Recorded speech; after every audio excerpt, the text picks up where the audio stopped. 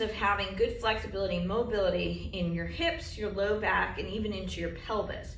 So what I wanted to do now was go through a nice simple flow of stretches that you can do that can attack your iliopsoas, your QL, your psoas, even your piriformis, and getting into a little bit of that low back as well. So what we're going to do is we're going to go through this series of exercises, but the first thing we're going to notice that when we start is we're actually going to start engaging certain muscle groups because we want to get them firing, we want to get them warmed up, and then what we're going to do is we're going to go into a really nice stretch protocol. So if you're ready, get your yoga mat out, get onto a comfortable space because we are going to be down on the ground, and we're going to go through a whole little series of stretches that you can do at home to help increase your flexibility and mobility surrounding your hips, your pelvis, your low back, and getting you ready and getting you feeling like you can handle whatever sport or activity you're doing next. So this series of stretches and exercises that we're going to go through for your low back, your hips, a little bit getting into like QL, iliopsoas, psoas, piriformis, you're going to notice that we're going to go through a whole entire sequencing. It's going to have a little bit of flow, and what we're going to do is we're first going to try to contract the muscle a little bit, tire it out, and then we're going to fully stretch it out, okay? So if any of you have weak wrists, feeling like there's a lot of pressure or discomfort in the wrist when you're doing these, please do take some breaks as we go through them, because you are going to be in a plank position for a majority of the exercises. Okay, so the first one we're going to do mimics a mountain climber a little bit. So we're going to come down, we're going to be on outstretched arms in a plank position, just like this. We're going to drive the knee straight up and in, and then push it back. Drive it straight up and in, and push it back. Notice that I keep my body in that nice, tight plank position as I do so, but I don't allow my foot to touch the ground as I drive it up and in. You're going to go ahead and you're going to do that 10 times to each side.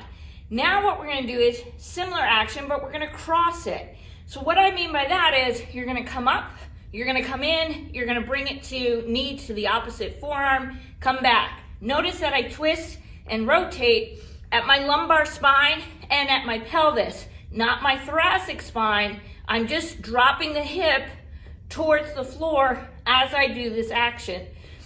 That one as well, you're going to do 10 times to each side. Now this next one is very similar to threading the needle with the arm. The only difference is now you're going to go ahead and thread the leg through.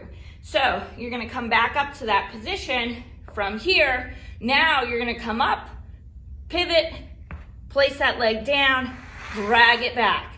So it should look just like so, and drag it back. Kick it all the way up, take it over, drag it back. Take it up, take it over, drag it back. That one too, you're going to go ahead and you'll do it 10 times to each side. Remember, if your wrists are starting to tire out, take some breaks in between. That's totally fine.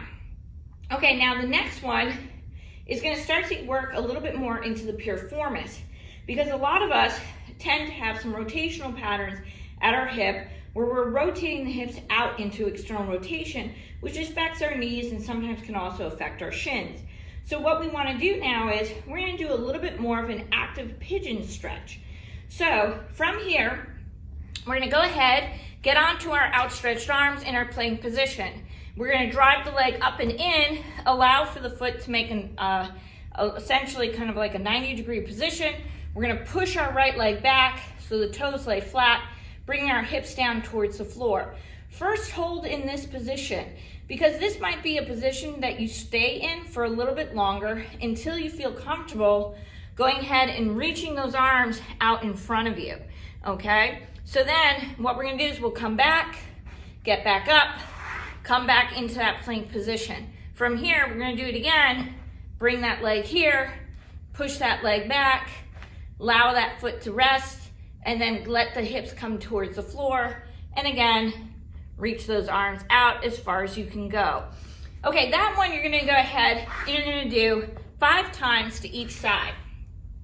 Now the next one actually mimics a little bit more of a lizard pose in yoga. So we're going to be back out into our plank position on outstretched arms.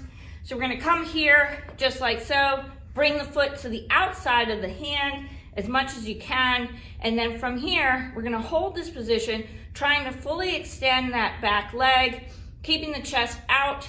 Then from here, we're gonna bring the forearms down towards the ground and allowing for some nice stretch to happen in our groin area. Then you'll go ahead, bring the leg back, repeat, opposite side, same action. If this is enough for you right here, hold this position. Do not try to bring the elbows down if you feel like you can't go down.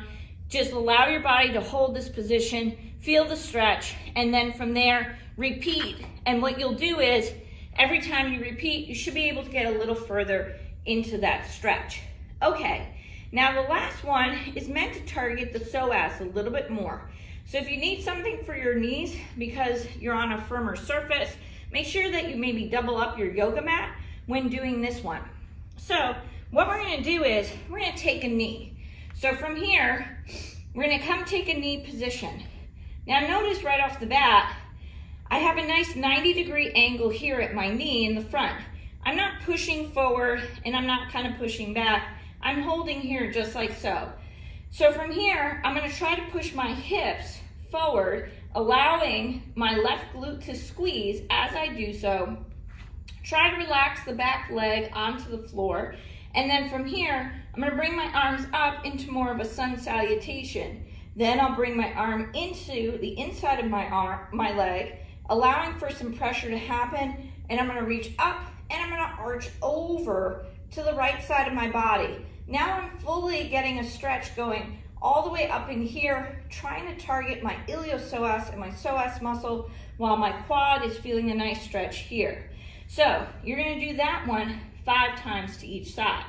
Those are some just basic stretches you can do at home, requiring no equipment, no therapy balls, no bands, no gimmicks.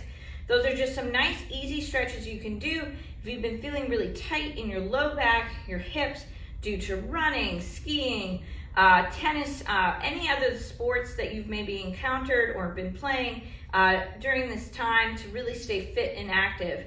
As always, if you have comments or questions, please feel free to drop a comment below. Don't forget to subscribe to the channel where we post tons of great videos, all designed around helping you stay educated and pain-free as you return to your activity and sport that you love most. All right, guys, and if you like this video, don't forget to give it a thumbs up and like it. All right, this is Dr. Heather signing off. Have a great day.